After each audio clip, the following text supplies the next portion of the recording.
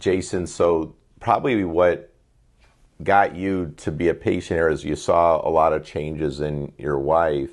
And I had no idea when I first met you that you were struggling too, but I guess you really were, right?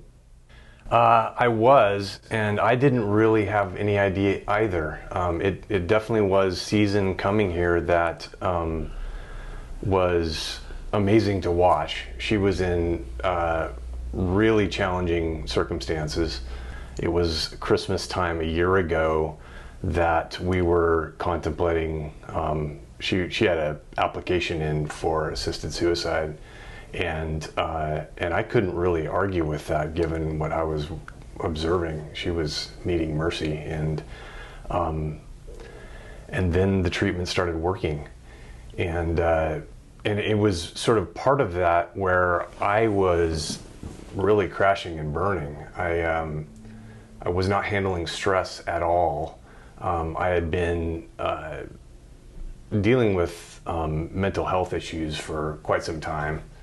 I had been on low-dose naltrexone and had taken some Cymbalta for periods of time. Those worked for a while and then stopped working and created more anxiety, so I stopped using them. But right about the time that we started coming last year ago, December, I found a new job, so I was in the midst of getting up to speed with a new job. We were coming here on a monthly basis from Washington, which is it's a trek, and just other life things that were sort of accumulating, and I really didn't actually have a sense for what it meant to be happy. I just hadn't, I never had a difference in my life to compare to so much. I could tell that mentally I wasn't functioning so well, and everything was seeming like hugely overwhelming. I didn't have the context that maybe it shouldn't have been that way. Yeah. But that's where I was at. It was right around the March timeframe when we came for Season's treatment that I hit bottom. I had some dissociative episodes that were so severe. I mean, I know that I've had them in the past, but they were so severe that I was scared for myself. You started to get bad thoughts about yourself, right? Well, I was certainly unhappy. I had suicidal thoughts. Yeah. The episodes themselves were like being pulled out of my body and feeling numb and sort of cold and being reactive, angry, and saying things, and then just realizing, oh, I had no control over what was happening. And that sort of scared me because I didn't know what was going on. Then you probably don't, both of you probably weren't treating each other how you should just because you're feeling so bad. So then, of course, that made the marriage not good. And I think you guys were even thinking about getting divorced. Yeah, I mean, it was right at that time when we got separated. You got separated. That was a big trigger because it just changed everything. How long have you been married? We have been married 2.5 years.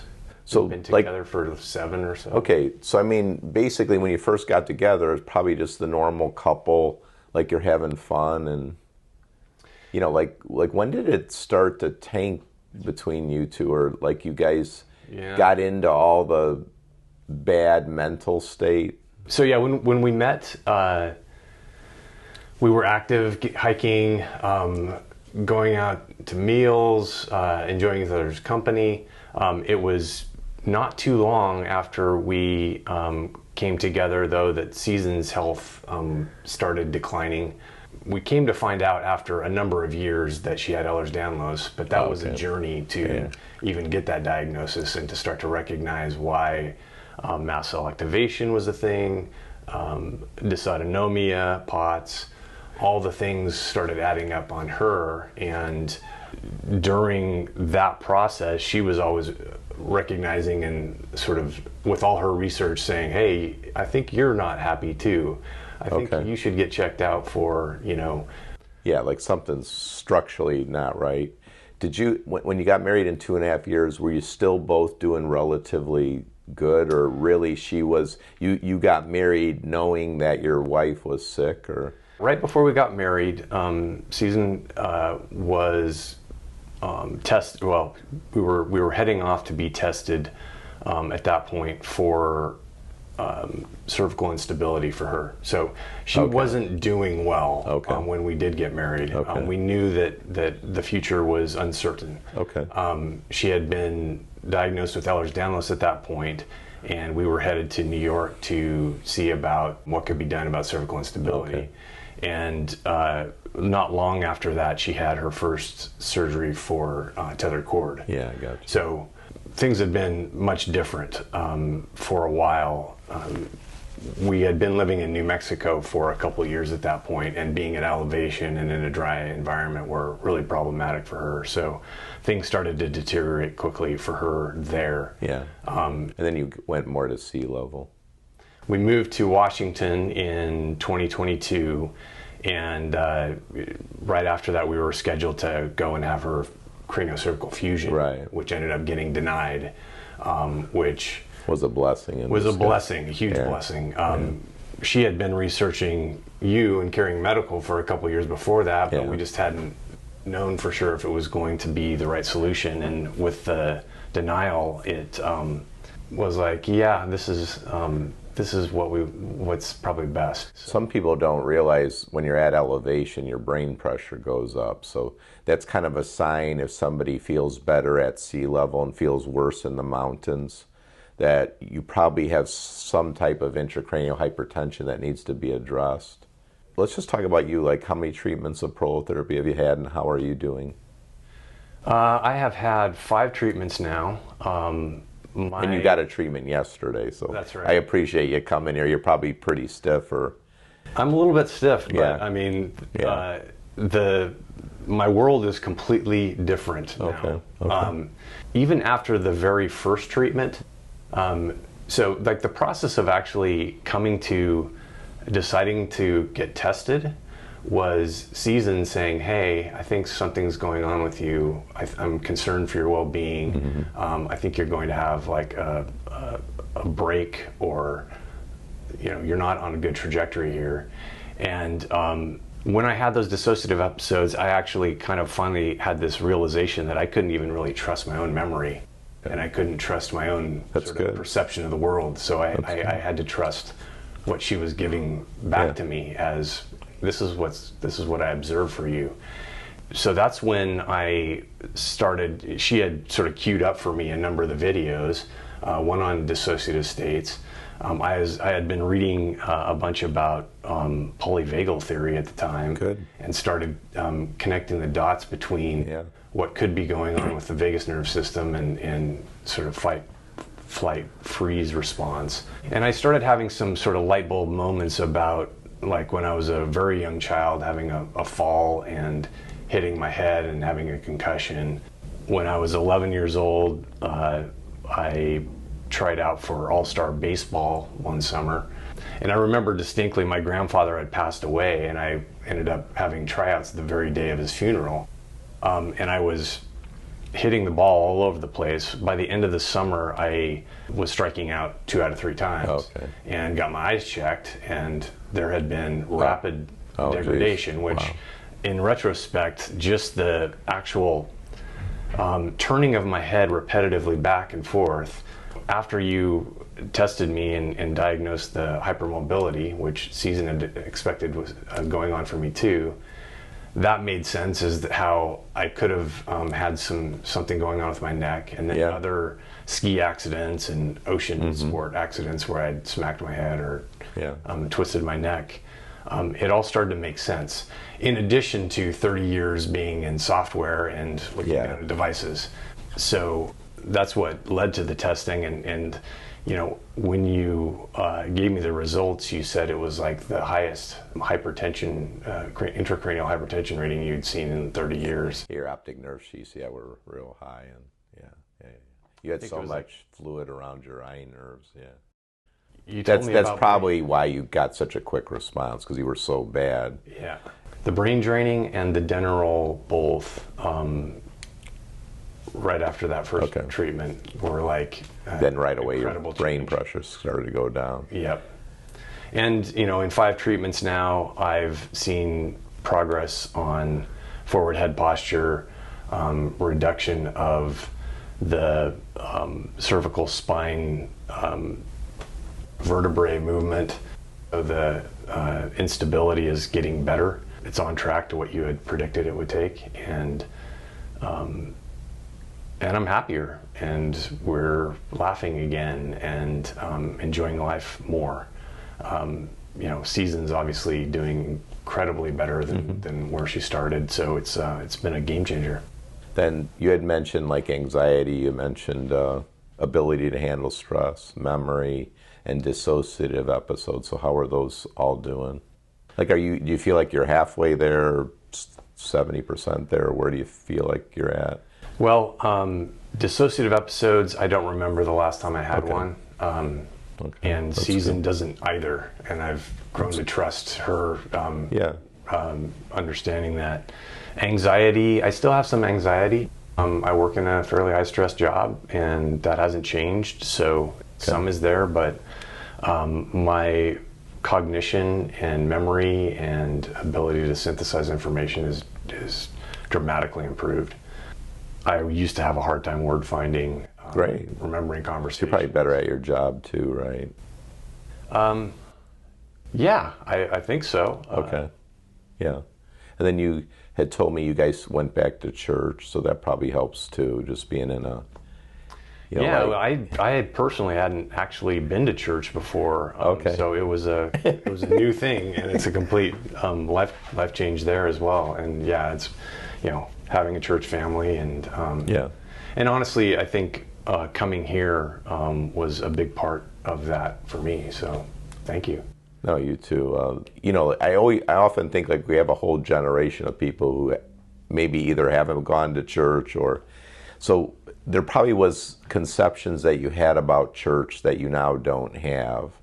So why don't you explain, like, you really never were at church, then your wife takes you to church. Yeah. Like, why do you feel it's beneficial to you to go to church? So Season had been going to church, and then she had fallen away.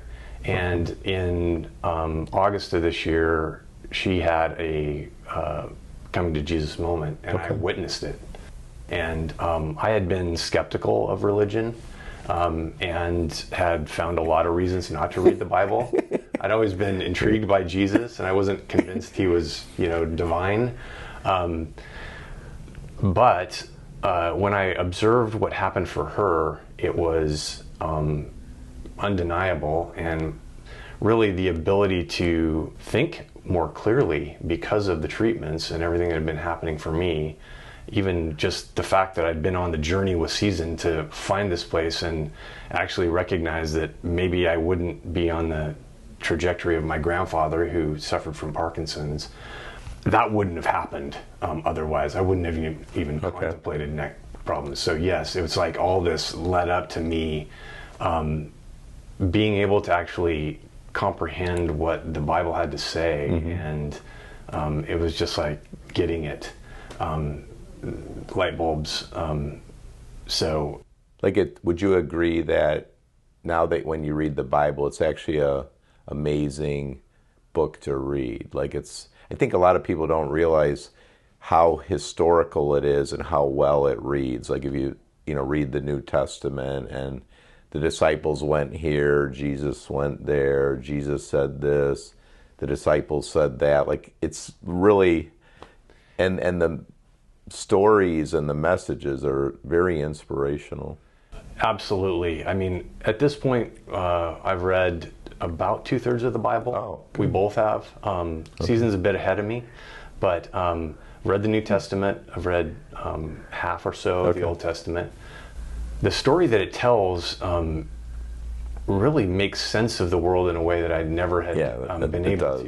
It's best explanation about what's going on. And the fact that it's been orchestrated and sort of choreographed for numerous prophets and scribes over millennia that all have stories that make sense together, that there have been prophetic messages that have been validated by history. it's quite astounding. Not something I can anticipate like a writing group sitting down and doing in a lifetime, you know? So it's hard to see it any other way than divinely inspired, and the messages change you. Reading the Sermon on the Mount was like, it's hard to explain when you just are welling up in tears at how beautiful of a society that could be if everyone lived according. Yeah, or even you could be, or me could be. Yeah. You know, like having God in your life, it puts a lot of stuff in perspective. I mean, as much as a human being accomplishes or tries to help, it's like knowing that the God of the universe actually wanted Jason and Ross to be born. Like, before the foundation of the world, God actually wanted you to be born. Then it's like, well, why would God want Jason or Ross to be born? There has to be a reason. So then your life should be about finding that reason. And then God is always there to help. It's just most of us like aren't asking God for help, or we're not listening. When I go to church, I mean, it's like working out. Like, it's never like, oh, that was a waste of time. Like, I'm always so glad. Mary and I, we drive 30, 35 minutes to church, so it's not like we're going 2 blocks away. And the other thing, too, is there's so many different churches. So, like, we like, we like, the LED lights and like an orchestra and a choir, and like it shows us the grandeur of God. And then, and other people, they like the intimacy of a really small Bible church. Mary and I were in a real small Bible church for a number of years in Oak Park, Harrison Street Bible Church. But to have, a pastor speaking and explaining some of the stories of Jesus, and when you go to the right church, don't you feel the presence of God when you're there? Absolutely. We walked into church that first day 5 months ago, and I felt like throughout the entire 2 or 3 hours there, things that I had questions about were being directly addressed by what other people said, by the hymns, by invitation to potluck and sitting down and just talking to people about things that are meaningful. Don't you feel too, like with Season, you now have like a spiritual connection, like more than even when you first met her, just to have that?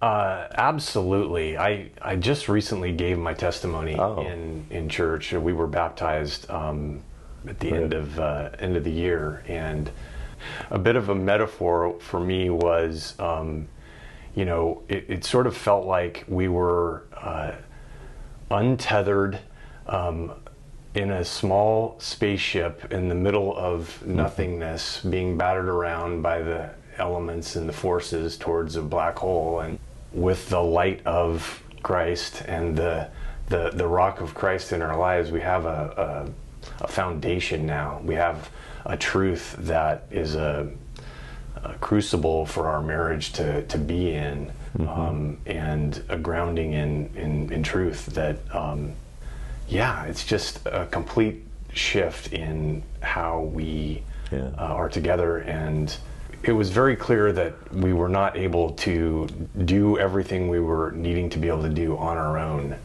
and to have God and to recognize that, in this state we absolutely need Him,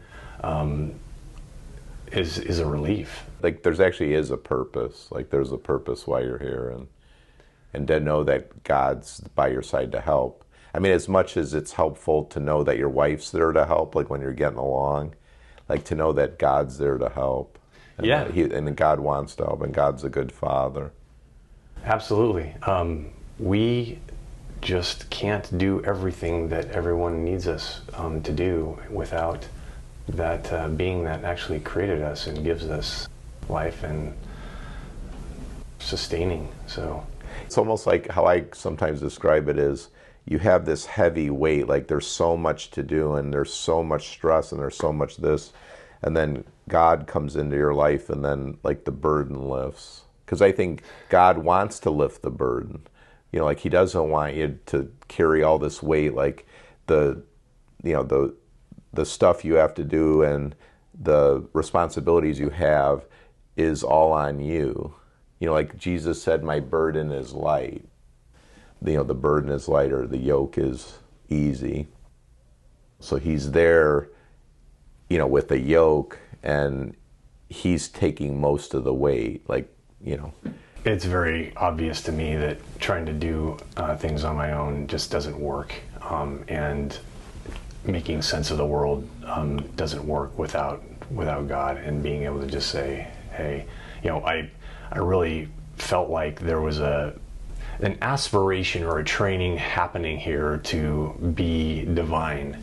And when you recognize that you're human, and it's not a angel training, or it is a relief. It's recognizing, yeah, we need help, and that help is God. Yeah, exactly. And I think they're getting me to, I got to go treat your wife. Okay. So, but thank you so much for your story. Love you guys, and just so happy about what's going on in your life. Love you too, and thank you so much. It's been a complete change in our lives, and I think we were on the road for probably a wheelchair-bound life for Season and dementia for me, and that's all different now. So Awesome. thank you. Thank you.